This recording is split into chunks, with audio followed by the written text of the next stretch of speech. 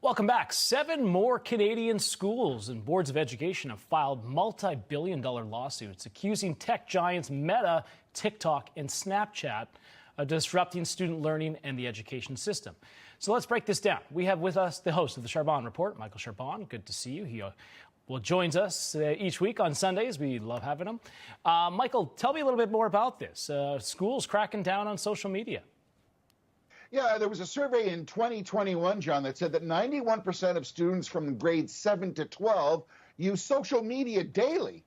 And 31% of that 91%, if you can figure that one out, that's a huge chunk, are on social media more than 5 hours a day. So Canadian schools filed a lawsuit against Facebook, Instagram, TikTok, and Snapchat to the tune of 2.6 billion Canadian as a class action suit, saying and accusing them of designing products that are addictive, hindering education, and that youth are losing their social interaction skills.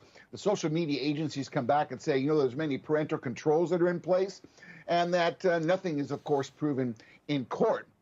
But if you remember in America, you guys, in February 1st, Meta chief Mark Zuckerberg appeared in front of the Senate and actually turned around and apologized to them. So, let's talk about culpability in parents. No kid who's in grade 7 can afford a $600 cell phone.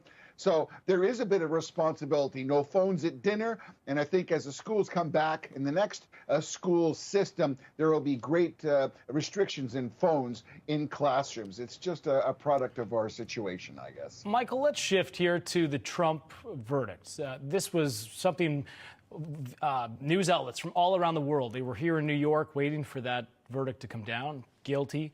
What's the reaction been like in Canada, and how are Canadians perceiving this, given that Pierre Poilievre, a Conservative, is trying to get into power and take out Trudeau? Did it have any impact on what's happening there politically? Well, first of all, you've got to understand that in Canada, we have a restricted media. There are only news agencies like Newsmax and Fox that give an alternative point of view, because you have to pay a subscription price to get Newsmax and Fox. So ABC, NBC, CBS, and America's news leader, to the left, CNN, are what Canadians are fed all the time. So when you're a Canadian, you get the Democratic liberal lens. Trump, 34 counts of guilty, porn star, National Enquirer, Stormy Pecker of a Cohen, and end of democracy. He's a dictator. It's calamity. He's a felon. January 6th. So how are they supposed to react? Whereas if you listen to a Republican alternative lens, reversible error case, New York judge disgraces the justice system, the Department of Political Injustice. I'm getting all flummoxed here. The economy's stupid. It's the border, woke, DEI. For goodness sake. What's wrong with making America great again? And what's wrong with making Canada great again? Trudeau actually said that in the House of Commons. He accused Poilievre trying to make Canada great again. That's actually the mandate that many Americans and Canadians want to do with their nations. They're sick and tired of the way their government is handling the way that their country is going. Very interesting. Yeah. We had some Canadian reporters that were here from Canada following this trial, and had a good conversation with some of them while I was outside the courthouse. And you're right. They give it the news straight. They don't really have a lot of conservative outlets to watch the news.